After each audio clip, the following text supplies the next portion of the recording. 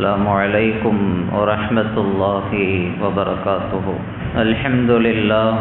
الحمد لله نحمده ونستعينه ونستغفره ونؤمن به ونتوكل عليه ونعوذ بالله من شرور أنفسنا ومن سيئات أعمالنا. من يهده الله فلا مضل له ومن يضلله فلا هادي له. ونشهد أن لا إله إلا الله وحده لا شريك له. ونشهد أن سيدنا مولانا محمدا عبده ورسوله. قال الله تعالى في القرآن العظيم والفرقان المجيد: أعوذ بالله من الشيطان الرجيم. بسم الله الرحمن الرحيم. ومن يرد به بإلحاد بظلم نذقه من عذاب أليم. صدق الله العلي العظيم. وقال نبينا وحبيبنا قرة أعيننا محمد صلى الله عليه وسلم: يا باغي الغير أقبل ويا باغي الشر أقصر، أو كما قال عليه الصلاة والتسليم. اللهم صل على سيدنا محمد وعلى آل سيدنا محمد، طب القلوب ودوائها وعافية الأبدان وشفائها ونور الأبصار وضيائها، وعلى آله وصحبه وسلم. அளவற்ற அருளாளன் நிகரற்ற அன்புடையோன் அல்லாஹுவின் திருப்பெயரால் தொடங்குகிறேன். எல்லாம் வல்ல அல்லாஹுவின் அன்பும் அருளும் நம் அனைவரின் மீதும் வந்து சேரட்டுமாக. நபிகள் நாயகம் ரசூலுல்லாஹி ஸல்லல்லாஹு அலைஹி வஸல்லம் அவர்களின் அன்பையும் ஷஃபாஅத்தையும் பெறுவதற்கு ரப்புல் ஆலமீன் நம் அனைவருக்கும் தௌஃபீக் செய்தருள்வானாக. புனிதமான ரமலானுடைய மாதங்களை அடைந்து சற்றேறக்குறைய ரமலான் மாதத்தினுடைய ஒரு பகுதியை நிறைவுபடுத்த காத்திருக்கிற நமக்கு அல்லாஹ் ரப்புல் ஆலமீன் நாம் செய்த எல்லா அமல்களுக்கும் நிறைவான கூலிகளை வழங்கி அருள் புரிவானாக. நோற்ற நோன்புகள், தொழுத தொழுகைகள், ஓதிய குர்ஆன் வசனங்கள், செய்த சதக்காக்கள் அனைத்திற்கும் சிறந்த பகரத்தை அல்லாஹு தாலா கொடுத்தருள்வானாக. வரக்கூடிய நாட்களில் இதைவிட அதிகமாக அமல் செய்யக்கூடிய நசீபை நமக்கு தருவானாக. அன்பிற்குரிய அல்லாஹுவின் நல்லடியார்களே, அல்லாஹு ரப்புல் ஆலமீன் அடியார்களுக்கு தொடர்ந்து அவன் புறத்திலிருந்து நிஅமத்துக்களை செய்து கொண்டே இருக்கிறான். ஒரு மனிதன் பிறந்தது முதல் இறக்கின்ற வரை, ஏன் மறுமையிலும் அல்லாஹுவினுடைய நிஅமத்துக்களை அனுபவிக்கக்கூடியவனாக இருக்கிறான். நிஅமத்துக்களை வழங்கிவிட்டு அல்லாஹு தஆலா அடியானிடத்தில் எதிர்பார்ப்பது ஒன்றுதான்: நான் கொடுத்த நிஅமத்தை நீ பாதுகாக்க வேண்டும், அந்த நிஅமத்தை பயனுள்ளதாக மாற்ற வேண்டும், அதற்கு ஷுக்ர் செய்ய வேண்டும். நிஅமத்தை வழங்கிவிட்டு அல்லாஹு தஆலா இதைத்தான் எதிர்பார்க்கிறான்: நான் எதை உனக்கு வழங்கினேனோ அதை நீ பாதுகாத்துக்கொள், அது தவற விட்டுறாத, உன்னை விட்டும் போயிடாமல் அதை பார்த்துக்கோ, அதை பாழ்படுத்திடாத என்று அல்லாஹ் சொல்லுகிறான். அதே போன்று அல்லாஹ் கொடுத்த அந்த நிஅமத்தை பயனுள்ளதாக மாற்ற வேண்டும். அல்லாஹ் நமக்கு ஆரோக்கியத்தை கொடுத்துருக்கிறான் அப்படின்னு சொன்னால் அந்த ஆரோக்கியத்தை பாதுகாக்க வேண்டிய பொறுப்பு நமக்கு இருக்கிறது. அதே போன்று அதை கொண்டு பயன் தரக்கூடிய காரியங்கள் அல்லாஹுக்காக நம்ம செய்யணும். ஆரோக்கியம் போயிருச்சு, நோய் நொடிகள் வந்துருச்சு, உடல் பலவீனமாயிருச்சு அப்படின்னா அமல்கள் செய்யணும்னு நினைப்போம், நிறைய சமுதாயத்திற்காக உழைக்கணும் அப்படின்னு சொல்லி உள்ளம் நாடும், ஆனால் எதையும் செய்ய முடியாது, உடல் ஒத்துழைக்காது. அல்லாஹ் ஆரோக்கியத்தை கொடுத்திருக்கும் பொழுதே அதை கொண்டு நல்ல காரியங்களை செய்ய வேண்டும். அல்லாஹ் பொருளாதாரம் என்ற நியமத்தை வழங்கியிருக்கிறான். அந்த பொருளாதாரம் என்ற நியமத்தை பாதுகாக்க வேண்டிய பொறுப்பு இருக்கிறது. அதை பயனுள்ளதாகவும் ஆக்க வேண்டும். அல்லாஹ் எதற்கு செலவழிக்க வேண்டும் என்று சொல்கிறானோ அதற்கு அதை செலவழிக்க வேண்டும். மார்க்க அறிவை அல்லாஹ் தந்திருக்கிறான் என்றால் அந்த மார்க்க அறிவை அல்லாஹ் கொடுத்த அந்த இல்மை பாதுகாக்க வேண்டும். அதை பயனுள்ளதாக பிறருக்கு பயன் தரக்கூடியதாக மாற்ற வேண்டும். அல்லாஹ் அதிகாரத்தை கொடுத்திருக்கிறான், ஒரு பொறுப்பை தந்திருக்கிறான் என்றால் அல்லாஹ் எல்லாத்துக்கும் பொறுப்பை கொடுக்கறதில்லை, எல்லோருக்கும் அதிகாரத்தை கொடுக்கறதில்லை. அதிகாரம் கொடுக்கப்பட்டவர்கள் அதை பாதுகாக்க வேண்டும், அதை கொண்டு நல்ல காரியங்களை செய்ய வேண்டும். அல்லாஹ் இதைத்தான் எதிர்பார்க்கிறான். நான் உனக்கு என்ன நியமத்தை கொடுத்தேனோ அந்த நியமத்தை பாதுகாக்கணும், அதை பயனுள்ளதாக மாற்ற வேண்டும். நியமத்து வழங்கப்பட்டு அதை பாதுகாக்க தவறிவிட்டால் அல்லது அதை பயனுள்ளதாக மாற்றாவிட்டால், அதை பாழ்படுத்தி விட்டால், அதை வீணடித்து விட்டால் அந்த நியமத்தை அல்லாஹ் பறிச்சிடவும் செய்வான், அந்த நியமத்தை அல்லாஹ் எடுத்துருவான். பொருளாதாரத்தை கொடுத்தா அல்லாஹ் அந்த பொருளாதாரத்தை சரியான முறையில் ஒரு மனிதன் பயன்படுத்தலை, அழிச்சாட்டியம் செய்கிறான், அக்கிரமம் செய்கிறான், வரம்பு மீறி செயல்படுறான், அல்லாஹுத்தால அந்த பொருளாதாரத்தை எடுத்து சோதிச்சிருவான். ஆரோக்கியத்தை கொடுத்தேன், அந்த ஆரோக்கியத்தை நீ ஒழுங்காக பயன்படுத்தலை, இபாதத்துக்கு நீ அதை பயன்படுத்தலை, நல்ல காரியங்களை அதை கொண்டு செய்யலை, அந்த ஆரோக்கியத்தை நான் எடுத்துருவேன் அல்லாஹ் சொல்கிறான். எத்தனையோ நியமத்துக்கள் வழங்கப்பட்டு அதற்கு சரியான முறையில் நன்றி செலுத்தாதவர்களிடமிருந்து அந்த நியமத் எடுக்கப்பட்டதாக குர்ஆன் ஷரீஃப் நமக்கு சொல்லுகிறது. அல்லாஹ் ஒரு நியமத்தை கொடுத்துருக்குறான் அப்படின்னு சொன்னால் அந்த நியமத்தை பாதுகாக்கணும், அதை பயனுள்ளதாக மாற்றணும். இல்லை அப்படின்னு சொன்னால் அதை விட மிகப்பெரிய ஒரு நஷ்டம், கை சேதம் வேறு எதுவும் இருக்க முடியாது. அல்லாஹு தஆலா யூதர்களை பார்த்து குர்ஆன்ல சொல்றான், மஸலுல் லதீன ஹும்மிலுத் தௌராத் சும்மலம் யஹ்மிலூஹா கமஸலில் ஹிமார். வேதம் வழங்கப்பட்ட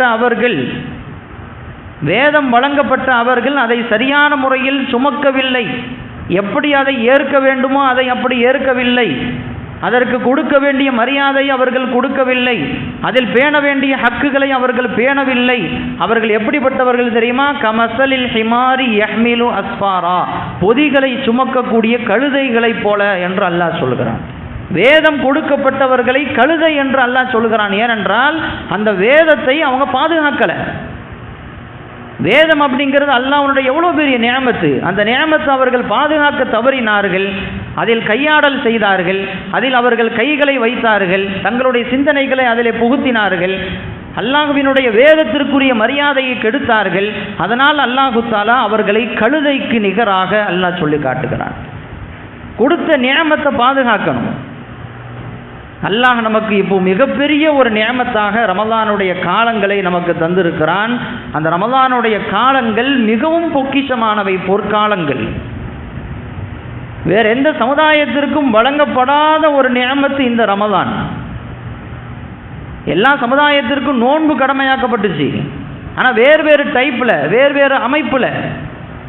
இப்படி ஒரு 30 நாள் என்று ஒரு அழகான ஒரு மாதத்தை கொடுத்து அந்த மாதத்திற்கு இப்படி ஒரு சிறப்பு இருக்கிறது என்று சொன்னது அல்லாஹ் ரப்புல் ஆலமீன் பெருமானார் ஸல்லல்லாஹு அலைஹி வஸல்லம் அவர்களுடைய சமுதாயமாக இருக்கக்கூடிய நமக்கு மட்டும்தான். உலமாக்கள் சொல்லுகிறார்கள், ரமலான் என்ற அந்த மாதம் என்பது உம்மத்தை முஹம்மதியாவிற்கு மட்டும் வழங்கப்பட்ட தனி சிறப்புகளில் ஒன்று.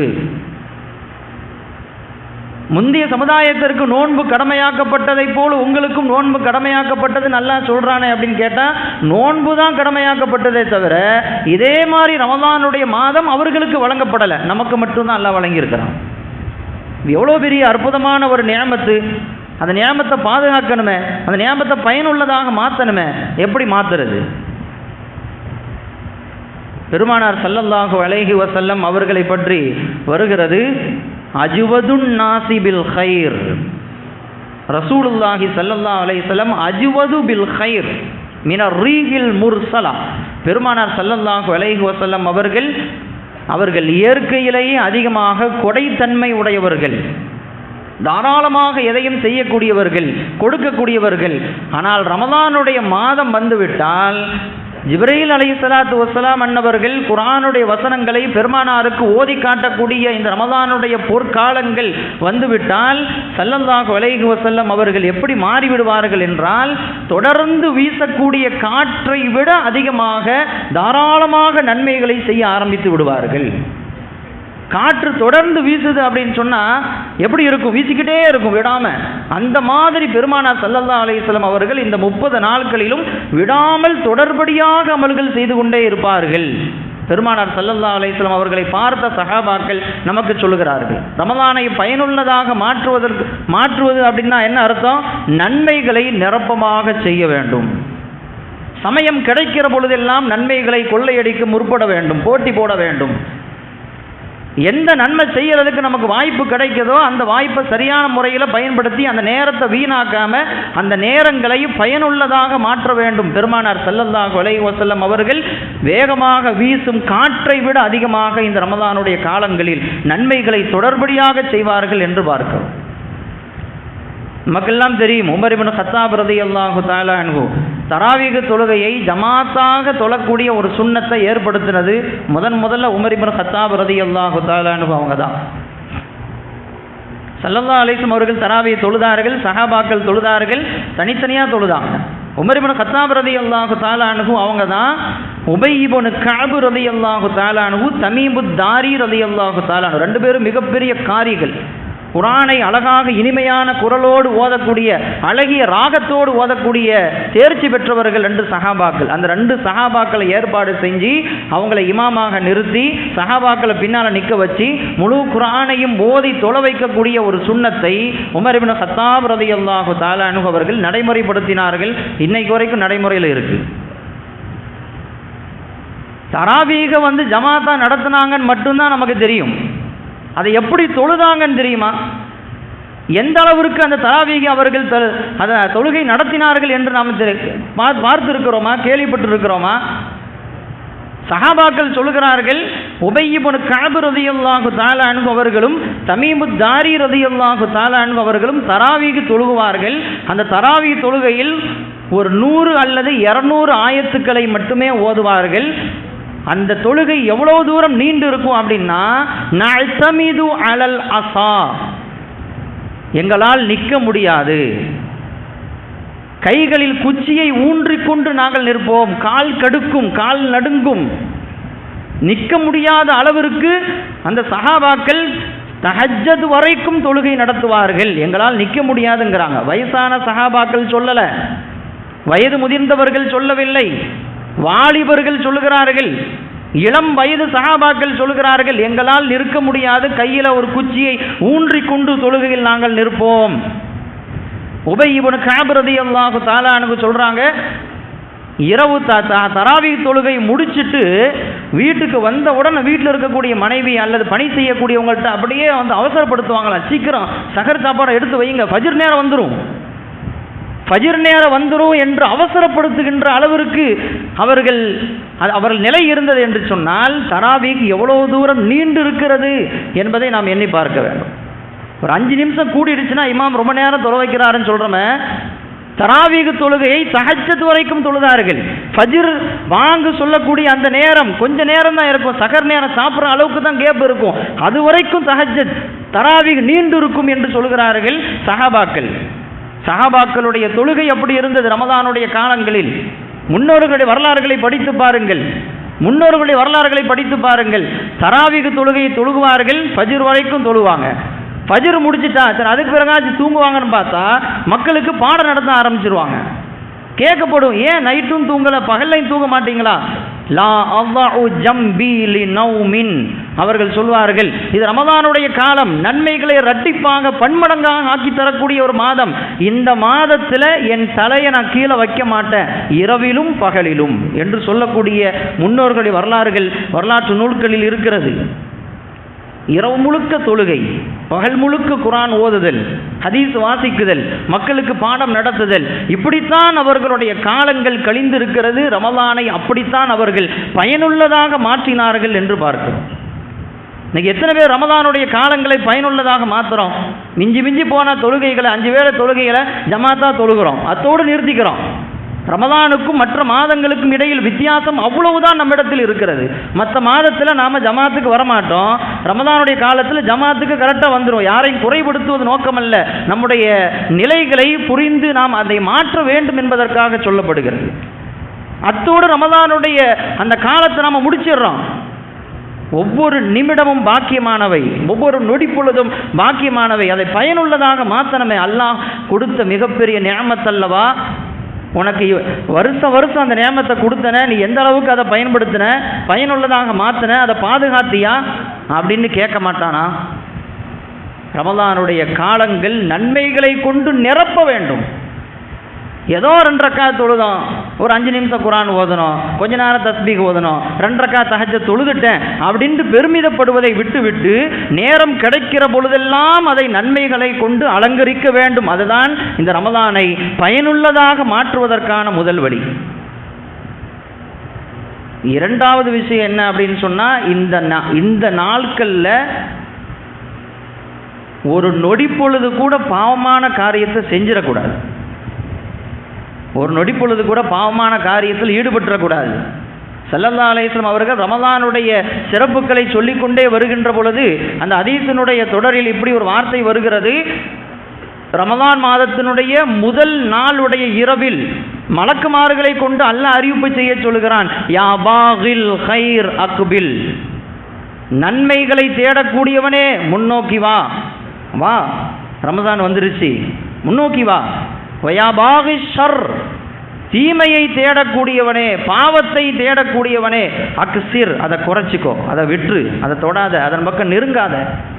ரமலானுடைய முதல் நாள் இரவில் அல்லாஹு தஆலா மலக்குமார்களை கொண்டு அறிவிப்பு செய்ய சொல்கிறார். ரமலானுடைய காலங்கள் முழுக்க முழுக்க பாவத்தை விட்டும் தவிர்ந்திருக்க வேண்டிய ஒரு காலம். நமக்கு ஒரு அடிப்படை சட்டம் தெரியுமா? ரமலானுடைய காலங்களில் செய்த நன்மைகளுக்கு எப்படி இரட்டிப்பாக கூலி கிடைக்குமோ, அதை மாதிரி ரமலானுடைய காலங்களில் செய்யக்கூடிய பாவங்களுக்கு இரட்டிப்பாக தண்டனையும் கிடைக்கும். அதை யாரும் விளங்குறதில்லை. ரமலானுடைய காலங்கள் அப்படின்னு ஒரு அச்சமே நமக்கு வர்றதில்லை. ரமலானுடைய காலங்களில் டிவி பார்க்குறோம், படம் பார்க்குறோம், கிரிக்கெட் பார்க்குறோம், எல்லாத்தையும் பார்க்குறோம், ரீல்ஸ் பார்க்குறோம். ரமலானுடைய காலமாச்சே, நேரமாச்சே, பாவங்களையும் எல்லாம் இரட்டிப்பாக கொடுத்துட்டா என்ன பண்ணுறது? இஸ்லாம் அந்த அடிப்படையை சொல்லி தருகிறது. ஒரு முக்கியமான இடம் அல்லது ஒரு முக்கியமான காலம், நன்மைகள் செய்தால் எப்படி கூலி பன்மடங்காக கிடைக்குமோ அந்த மாதிரி செய்யக்கூடிய பாவங்களுக்கும் தண்டனை கூடுதலாக கிடைக்கும். அல்லாஹு ஜல்ல ஷானஹு தஆலா காபத்துல்லாவை பற்றி அதனுடைய கண்ணியத்தை சொல்லிக்கிட்டே வர்றான் ஒரு இடத்துல குர்ஆன்ல, ஹஜ் என்ற சூறாவில். அந்த இடத்துல இப்படி ஒரு வசனம் வருகிறது, ஒமை யுரிது ஃபீஹி பிஇல்ஹாதின் பிظுல்மின் நுதிகுஹு மின் அஸாபின் அலீம். இந்த கண்ணியமான இடத்துல, ஹரம் என்று சொல்லப்படக்கூடிய அல்லாஹ்வினால் கண்ணியமாக்கப்பட்ட இந்த இடத்தில் ஒருவன் அநியாயம் செய்தால், பாவம் செய்தால் அவனுக்கு கடுமையான தண்டனையை நான் சுவைக்க செய்வேன். கடுமையான தண்டனையை கொடுப்பேன் அல்லாஹ் சொல்றான். ஏன்னா அந்த இடம் அப்படிப்பட்ட இடம், பாவம் செய்யக்கூடாது. அதுவும் அந்த இடத்துல போய் ஒருத்தன் பாவம் செய்கிறான்னா அவனுக்கு எவ்வளோ பெரிய துணிச்சல் இருக்கும், எவ்வளோ பெரிய அவன் அல்லாஹ் மறந்தவன் இருப்பான். அதனால் அல்லாஹ் தஆலா அவனுக்கு கடுமையான தண்டனையை கொடுப்பான் அல்லாஹ் எச்சரிக்கிறான். அப்துல்லாஹ் இப்னு ஸுபைர் ரலியல்லாஹு தஆலா அன்ஹு அவர்கள் ஹரம் ஷரீஃபில் உட்கார்ந்துருக்கிறாங்க, காபத்துல்லாஹ் அருகில். அதை பார்த்து அப்துல்லாஹ் இப்னு உமர் ரலியல்லாஹு தஆலா அன்ஹு அவங்கள கூப்பிட்டு சொன்னாங்களாம், நீங்கள் இருக்கிற இடம் சாதாரண இடம் இல்லை, மிக உயர்ந்த இடம், அல்லாஹ்வினுடைய இறை இல்லம், மஸ்ஜித் ஹரம், அல்லாஹ்வினால் கண்ணியமாக்கப்பட்ட ஒரு இடம். இந்த இடத்துல தப்பி தவறி கூட எந்த பாவத்தையும் நீ செஞ்சிடாத, தப்பி தவறி கூட ஒரு பாவத்தை நீ செஞ்சிடாத. ஒருவர் இந்த இடத்தில் ஒரு பாவத்தை செய்துவிட்டால் லவ் தூஸனு துனூபுஹு பிதுனூபி ஸகலைன் லா ரஜஹத், ஒரு வார்த்தையை சொல்கிறார்கள் பெருமானார் ஸல்லல்லாஹு அலைஹி வஸல்லம். அவங்க சொன்னாங்க, இந்த இடத்தில் ஒருவர் பாவம் செய்தால் அந்த பாவத்தை உலகத்தில் இருக்கிற மனித இனம், ஜின் இனம் எல்லோருடைய பாவத்தோடும் சேர்த்து இது ஒரு தட்டிலையும், அதுவும் அவர் செய்த அந்த பாவத்தை ஒரு தட்டிலையும் வைத்தால் அவர் செய்த அந்த பாவத்தினுடைய தட்டு தான் கீழே தாழும். ஹரம் ஷரீஃபில் வச்சு ஒருத்தர் குற்றம் செய்கிறது, பாவம் செய்கிறது, உலகத்தில் இருக்கக்கூடிய அத்தனை மனிதர்களும் செய்யக்கூடிய பாவத்தை விட கூடுதலானது. அந்த மாதிரி நிலைக்கு நீ ஆயிராத, இந்த இடம் கண்ணியமானது, இந்த கண்ணியத்தை பாதுகாத்துரு அப்படின்ட்டு அப்துல்லாஹ் இப்னு உமர் ரலியல்லாஹு தஆலா அன்ஹு அவர்கள் சொன்னார்களாம். அவ் இடம் புனிதமானவை, காலம் புனிதமானவை என்றால் செய்யப்படுகின்ற நன்மைகளுக்கு கூடுதல் கூலிகள் வழங்கப்படுவதை போன்றே செய்யப்படுகின்ற பாவங்களுக்கும் தண்டனைகள் கூடுதலாக கிடைக்கும். அதனால் இந்த மாதத்தை நம்ம சரியாக பயன்படுத்தணும் அப்படின்னா குறைந்தபட்சம் இந்த மாதத்துலையாவது நான் ஃபேஸ்புக்கை விட்டுறணும், ரீல்ஸ் பார்க்குறத விட்டுறணும். ஃபேஸ்புக் வந்தால் எல்லா சனியனும் வந்துடும். ஃபேஸ்புக்கை நீங்கள் அன்இன்ஸ்டால் பண்ணிடுங்க. தயவு செய்து அதை பார்க்காதீங்க, உள்ளே போகாதீங்க, யூடியூப் உள்ளே போகாதீங்க. நல்ல விஷயங்களை மட்டுமே இந்த காலத்தில் செய்ய வேண்டும். பாவமான காரியங்களை ஒரு துளி கூட செய்துவிடக்கூடாது. அது அல்லாஹ்வினுடைய கோபப்பார்வைக்கு ஆளாக்கிவிடும். அல்லாஹ் பாதுகாப்பானாக. ரெண்டாவது, நாம் வைக்கக்கூடிய நோன்பு சரியான நோன்பாக இருக்குதா? நோன்பை தான் அல்லாட்ட கேட்டோம், நோன்பை அல்லாஹ் கொடுத்துட்டான். அந்த நோன்பை நாம் எப்படி பயன்படுத்துகிறோம் அப்படிங்கிற சிந்தனை நமக்கு வரணும். நாம் வைக்கக்கூடிய நோன்பு முதல்ல நோன்பாக இருக்குதா? நோன்புக்கு என்ன அர்த்தம் விளங்கி நாம் வைக்கிறோமா? நோன்புக்கு நாம் விளங்கின அர்த்தம் என்ன? சாப்பிடாமல் இருக்கிறது, குடிக்காமல் இருக்கிறது, மனைவியோடு சேராமல் இருக்கிறது பகல் காலங்களில். இதுதான் நோன்புக்கு நாம் கொடுக்கக்கூடிய விளக்கம். ஆனால் நோன்பிற்குரிய அசல் பொருள் என்ன தெரியுமா? அஸ்ஸௌம் அப்படின்னா விடுதல் அப்படின்னு அர்த்தம். எதை விடுதல்? சாப்பிட்றதையும் குடிக்கிறதையும் மட்டுமல்ல, உடல் உறுப்புகளால் செய்யப்படுகின்ற பாவத்தையும் விட வேண்டும். ஹராமானதை பார்ப்பதிலிருந்து கண்ணை பாதுகாக்க வேண்டும், ஹராமை கேட்பதிலிருந்து காதை பாதுகாக்க வேண்டும், ஹராமை செய்வதிலிருந்து கைகளை பாதுகாக்க வேண்டும், ஹராமின் பக்கம் நடப்பதிலிருந்து கால்களை பாதுகாக்க வேண்டும். இதுதான் உண்மையான நோன்பு. இப்னு ஜௌசி ரஹ்மத்துல்லாஹி அலைஹி சொல்கிறார்கள், வெறுமனே சாப்பிடாம குடிக்காம இருக்கிறதுக்கு பேர் நோன்பல்ல, உடல் உறுப்புகள் பாவங்களிலிருந்து பாதுகாக்கப்பட வேண்டும். அதுதான் உண்மையான நோன்பு. முக்கியமாக நாவை பாதுகாக்க வேண்டும். தேவையில்லாத எந்த வார்த்தைகளையும் சொல்லிடக்கூடாது, பேசிடக்கூடாது. நாவை பாதுகாக்கணும்னு சொல்லும் பொழுது தேவையில்லாததை பேசிடக்கூடாது அப்படின்னு சொல்றாங்க. ஒன்று, நாம் பேசக்கூடிய வார்த்தைகள் உலகத்திற்கு பிரயோஜனம் தரக்கூடியதாக இருக்கணும், அல்லது மறுமைக்கு பிரயோஜனம் தரக்கூடியதாக இருக்கணும். ரெண்டுக்கும் இல்லாமல் ஒரு வார்த்தையை நம்ம பேசணும் அப்படின்னா அது பயனில்லாத ஒரு பேச்சு, தேவையில்லாத ஒரு பேச்சு. அதற்கும் அல்லாஹ்விடத்தில் பதில் சொல்லி ஆக வேண்டும். கஅப் இப்னு உஜ்ரா ரலியல்லாஹு தஆலா அன்ஹு நோய்வாய்ப்பட்டு சக்ராத் வேளையில் இருக்கிறாங்க. பெருமானார் ஸல்லல்லாஹு அலைஹி வஸல்லம் அவங்கள பார்க்கறதுக்கு போனாங்க. போனால் அவர் படுத்திருக்கிறார். இந்த காட்சியை பார்த்த அந்த கஅப் இப்னு உஜ்ராவினுடைய தாயார் அவங்க சொன்னாங்க, கஅபே, உனக்கு அல்லாஹ் சொர்க்கத்தை கொடுத்துருவான், நீ கவலைப்படாத, நீ சொர்க்கவாதி அப்படின்னு சொன்னாங்க. எல்லாம் பிள்ளைய பார்த்து தாய் சொல்கிறது தானே, ஒரு ஆறுதலான வார்த்தைகள் சொல்ல தானே செய்வாங்க. அந்த மாதிரி அந்த தாயார் சொல்கிறாங்க, சக்கராத்தில் இருக்கக்கூடிய தன்னுடைய மகனை பார்த்து சொல்கிறார்கள், கஅபே, உனக்கு அல்லாஹ் சொர்க்கத்தை தந்துருவான், நீ கவலைப்படாத. மணில் ஆகிலத்து அலல்லா, இந்த வார்த்தையை கேட்ட உடனே ஸல்லல்லாஹு அலைஹி சொன்னாங்களா, அல்லாஹ்வினுடைய விஷயத்தில் அதிக பிரசங்கத்தனமாக பேசியது யார் அப்படின்னு கேட்டாங்க. இந்த கஅபினுடைய தாயார் தான். நீங்கள் எப்படி அவரை சொர்க்கவாதின்னு சொல்லி உறுதியாக சொல்கிறீங்க? ஒருத்தர் மௌத்தாக போகிறார் அப்படின்னு சொன்னால் அவர் சொர்க்கவாதி நீ கரெக்டாக சொல்லிடுவீங்களா? அல்லாஹ் உங்களுக்கு அந்த அதிகாரத்தை கொடுத்துட்டானா? உங்களுக்கு அல்லாஹ் சொன்னானா இவர் சொர்க்கவாதி, இவர் சொர்க்கத்துக்கு போயிடுவார், நரகத்துக்கு போகமாட்டார் அப்படின்னு சொல்லி இறந்து போகக்கூடிய ஒருத்தரை டிக்ளேர் பண்ணக்கூடிய அதிகாரம் உங்களுக்கு யார் கொடுத்தது? பொதுவாக சொன்னாங்க, அந்த சஹாபியை குறிப்பிட்டு சொல்லலை. ஸல்லல்லாஹு அலைஹி வஸல்லமுடைய சஹாபாக்கள் அத்தனை பேரும் சொர்க்கவாதிகள். சமுதாயத்திற்கு பொதுவான ஒரு பாடத்தை புகட்டுகிறார்கள். யாரை பார்த்தும் இவர் சொர்க்கவாதி நரகவாதின்னு சொல்றதுக்கான அதிகாரத்தை நமக்கு எல்லாம் கொடுக்கல. எப்படி நீங்க சொன்னீங்க அப்படின்னு கேட்டுட்டு ஒரு விஷயத்தை சொன்னாங்களா, இவர் தன்னுடைய நாவால் தேவையில்லாததை பேசியிருக்கலாமே, உலகத்திற்கும் ஆகிரத்திற்கும் பயன் தராத விஷயத்தை இவர் நாவு உதிர்த்திருக்கலாமே. அப்படி இருக்கிற பொழுது எப்படி நீ இவர் சொர்க்கவாதின்னு உறுதியா சொன்னீங்க? அப்படின்னா என்ன அர்த்தம்னா, தேவையில்லாத ஒரு வார்த்தைகளை பேசுவது ஒருவரை சொர்க்கம் செல்வதை விட்டும் தடுத்து விடும். நாவுகளை பாதுகாக்கணும். குறிப்பாக நோன்பாளிகள் ரமதானுடைய காலங்களில் நாவை பாதுகாத்தே ஆக வேண்டும். இப்னு முஜாஹித் ரஹ்மத்துல்லாஹி அலைஹி சொல்கிறார்கள், 2 குணம் 2 விஷயம் மட்டும் மனிதன்கிட்ட இல்லைன்னா அவனுடைய நோன்பு பாதுகாக்கப்பட்டுரும். ஒன்று பொய், இன்னொன்று புறம். பொய்யும் புறமும் மட்டும் ஒரு நோன்பாளியினுடைய நாவிலிருந்து வரலை அப்படின்னா அவருடைய நோன்பு பாதுகாக்கப்பட்டுரும். அப்போ எத்தனை பேருடைய நோன்பு பாதுகாக்கப்பட்டு இருக்கு நாம் யோசிக்கணும். ரமதானுடைய காலங்களில் சேர்ந்து உட்கார்றதே வந்து ஆபத்தானது. சேர்ந்து சேர் போட்டு உட்காரக்கூடாது. முக்கியமாக வந்து நான் சொல்கிறேன், சகர் நேரத்தில் சேர் போட்டு உட்கார்ற அந்த பழக்கத்தை விட்டுருங்க. அது ஆரோக்கியமான பழக்கம் அல்ல. அது தேவையில்லாத விஷயங்களை பேசுவதை தூண்டும். சாப்பிட்டுட்டு சகர் சாப்பிட்டுட்டு வெளியே உட்காந்து சேர் போட்டு உட்காந்து பேசிகிட்டு இருக்கிறோம்.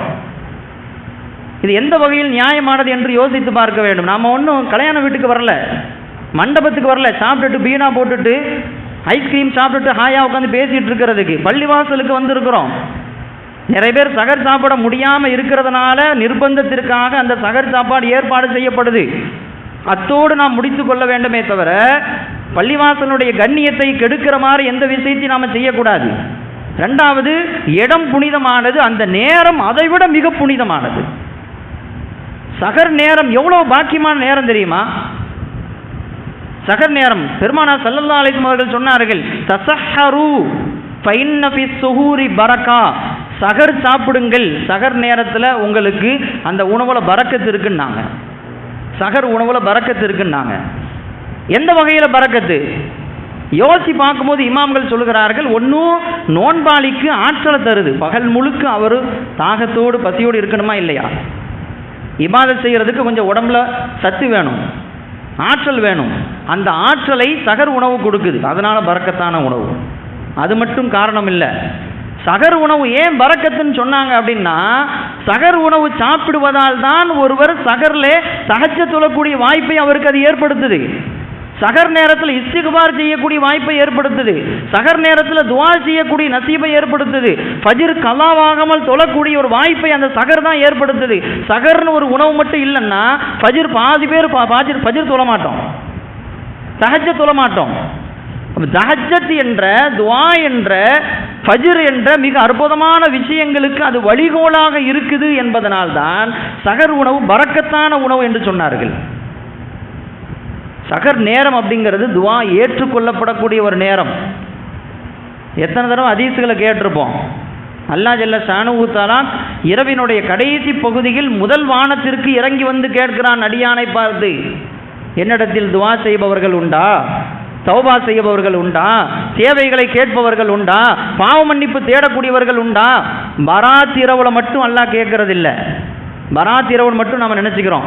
ஒவ்வொரு நாள் இரவிலும் கடைசி பகுதியில் அல்லாஹ் முதல் வானத்துக்கு வர்றான். அடியானை முன்னோக்கி கேட்கிறான், எங்கிட்ட கேளுங்கப்பா. அல்லாஹ் முன்னோக்கி வர்றான். நாம் கேட்கல அப்படின்னா அதை விட மிகப்பெரிய கை சேதம் வேற என்ன இருக்க முடியும்? வாழ்க்கையில் எவ்வளவு தேவைகள் இருக்கிறது, எவ்வளவு நெருக்கடிகள் இருக்கிறது. குடும்பத்தில் பிரச்சனை இருக்குது, வியாபாரத்தில் பிரச்சனை இருக்குது, கொடுக்கல் வாங்கல்ல நிறைய பணம் வர வேண்டியது இருக்குது. எவ்வளவு சிக்கல்களை நாம் அனுபவித்துக் கொண்டு இருக்கிறோம், எதிர்கொண்டு கொண்டு இருக்கிறோம். அதெல்லாம் நாம் எப்படி தீர்க்கிறது? அல்லாஹ்விடத்தில் கேட்டுத்தானே முன்னோர்கள் அந்த பிரச்சனைகளை எல்லாம் அவர்கள் அதிலிருந்து வெளியே வந்தார்கள். துஆ மாதிரி அல்லாஹ் அடியார்களுக்கு கொடுத்த மிகப்பெரிய பாக்கியம் வேற எதுவுமே இருக்க முடியாது. துஆவை கொண்டுதான் நம் முன்னோர்கள் எல்லாத்தையும் வாங்கினாங்க, இழந்ததையெல்லாம் மீட்டினார்கள், நஷ்டத்திலிருந்து அவர்கள் வெளியே வந்தார்கள், அவர்கள் நினைத்ததையெல்லாம் அடைந்தார்கள், லட்சியத்தை தொட்டார்கள். எதை கொண்டு? துஆவை கொண்டு.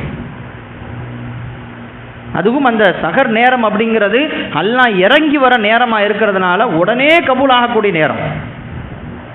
அல்லாஹ் உடனே கபூல் செஞ்சிருவான். இஸ்திக்பார் செய்வதற்கு, பாவ மன்னிப்பு தேடுவதற்கு மிக மிக ஏற்ற நேரம் அப்படின்னா சகர் நேரம் தான். சொர்க்கவாதிகள் யார் அப்படின்னு சொல்லி அவங்களுடைய அடையாளத்தெல்லாம் குர்ஆன்ல சொல்லிக்கிட்டே வரும்பொழுது அல்லாஹ் சொல்றான், வல் முஸ்தக்பிரீன பில் அஸ்ஹார். யார் தெரியுமா? சகர் நேரத்தில் பாவ மன்னிப்பு தேடக்கூடியவர்கள். இவங்க தான் சொர்க்கவாதி. யாக்கூப் அலைஹிஸ்ஸலாத்து வஸலாம் அவங்கள்ட்ட வந்து அவங்களுடைய பிள்ளைகள் அவங்க செஞ்ச தப்பை உணர்ந்து, நாங்கள் தெரியாமல் செஞ்சிட்டோம், உங்களுக்கு துரோகம் செஞ்சிட்டோம், எங்களுக்காக நீங்கள் அல்லாஹ்விட்ட பாவ மன்னிப்பு தேடுங்க அப்படின்னு சொன்ன பொழுது யாக்கூப் அலைஹிஸ்ஸலாம் உடனே பாவ மன்னிப்பு தேடலை. சௌஃப அஸ்தக்ஃபிரு லக்கும், நான் உங்களுக்கு பாவ மன்னிப்பு இன்ஷா அல்லாஹ் தேடுவேன் அப்படின்னு ஃபியூச்சர் டென்ஸை யூஸ் பண்ணாங்க. ஏன் அப்படி சொன்னாங்க அப்படின்னு விரிவுரைகளை தேடும் பொழுது இமாம்கள் சொல்லுகிறார்கள், யாக்கூப் அலைஹிஸ்ஸலாம் அவர்கள் சகர் நேரத்தில் தான் இஸ்திக்பார் செய்வாங்க. சகர் நேரம் வந்த பிறகு உங்களுக்காக அல்லாஹ்ட்ட பாவ மன்னிப்பு தேடுறேன்னு சொன்னாங்க. நான் சகர் நேரத்தில் பாவ மன்னிப்பு தேடும் பொழுது அல்லாஹ் உடனே மன்னிச்சிருவான். துஆ கேட்கும் பொழுது அல்லாஹ் உடனே துஆவை கபூல் செஞ்சிருவான். தஹஜ்ஜத் தொழுகை அல்லாஹ்வோடு நெருக்கி வைக்கக்கூடிய ஒரு அற்புதமான ஒரு தொழுகை. அதனால் அந்த நேரத்தை தயவு செய்து வீணடிச்சிடக்கூடாது.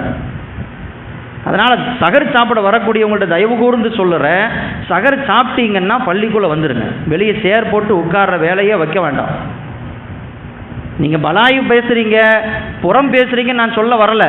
நீங்கள் சும்மா உட்கார்ந்தாலும் அது ஏதாவது ஒரு விஷயத்தை அங்கே பேச வேண்டிய நிலை வந்துடும். மூணாவது ஒரு ஆளை பற்றி பேச வேண்டிய தேவை வந்துடும். செஞ்ச நன்மையெல்லாம் அங்கேயே பால்படுத்திட்டு போகிற மாதிரியான ஒரு அமைப்புலாம் அங்கே நடக்குது. அதனால் சகர் நேரத்தில் நீங்கள் சாப்பிட்டீங்கன்னா உள்ளே ஒன்று துவா செய்யுங்க, தஹஜ்ஜத் தொழுவுங்க, அல்லது அல்லாஹ்ன்னு தூங்கிறவாச்சு செய்யுங்க. நோன்பாளியினுடைய தூக்கம் கூட நன்மை. எனவே நோன்பை சரியான முறையில் பயனுள்ளதாக ஆக்க வேண்டும் என்றால் நன்மைகளை சமயம் கிடைக்கிற பொழுதெல்லாம் செய்ய வேண்டும்.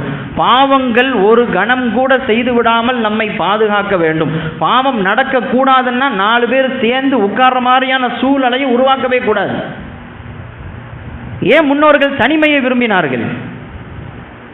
முன்னோர்கள் அதிகமாக தனிமையை தான் விரும்பினாங்க. ஏன்னா தனிமையில் தான் இறைவனை நெருங்க முடியும். கூட்டு சேர்ந்துட்டா அவன் கெடுத்துருவான், நன்மைகள் செய்ய முடியாது, திசை திருப்பி கொண்டு போயிடுவாங்க. அல்லாஹ்வை முன்னோக்கி செல்ல வேண்டும் என்று நினைக்கக்கூடியவர்கள் தனிமையைத்தான் தேர்ந்தெடுக்க வேண்டும். அல்லாஹ் பள்ளிக்குள்ளே உட்காந்து இருட்டில் உட்காந்து துவா செய்யுங்க, அல்லாஹ்விடத்தில் கதறி அழுவுங்க.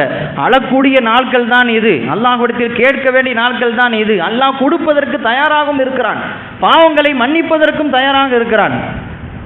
ஒரு மாதம் நாம் அல்லாஹ்வோடு நெருங்கி பள்ளிக்குள்ளே வந்துட்டா எல்லா பாவங்களும் மன்னிக்கப்பட்டுரும் நாம் நினைக்கிறோமே, அதற்கு நாம் தயாராக இருக்கிறோமா? நம்மை நாம் தயார்படுத்தி வச்சிருக்கிறோமா அப்படின்னு நம்ம யோசிச்சு பார்க்கணும்.